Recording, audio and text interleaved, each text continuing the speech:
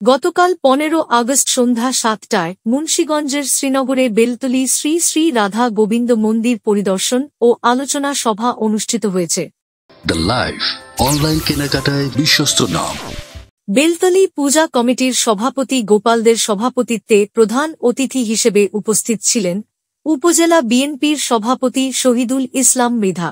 উপজেলা যুবদলের সাধারণ সম্পাদক আবুল হোসেন সাগরের সঞ্চালনায় আরও উপস্থিত ছিলেন উপজেলা বিএনপির সহসভাপতি মোহাম্মদ আশরাফ হোসেন মিলন, সাংগঠনিক সম্পাদক মোহাম্মদ ফারুক মোডল, ইউনিয়ন বিএনপি নেতা কাজী আরিফুল হক মনু, মোহাম্মদ মোতাহার হোসেন, ইমরান হোসেন, ইলিয়াস কাঞ্চন, কাজী সৈকত, রানা আহমেদ পিন্টু, উপজেলা হিন্দু বৌদ্ধ খ্রিস্টান ঐক্য পরিষদ সাধারণ সম্পাদক তাপস কুমার দাস, বেলতলী পূজা কমিটির সাধারণ সম্পাদক পরিতোষ ও অন্যান্য সদস্য এবং নেতৃবৃন্দ। এবং উচ্চশিক্ষক আপনাদের আরেকবার আমি স্বাগতম জানাই। আপনাদের মহামূল্যবান সময় ব্যয় করে এখানে এসেছেন। যাই এমন এক জায়গায় আমরা এখানে আমি শুধু আমার গ্রামের জন্য নয়, আমি আপনার এই জায়গাটা কিন্তু আমার নিজের গ্রাম, আমি কিন্তু আমাদের গ্রাম হতে জানি।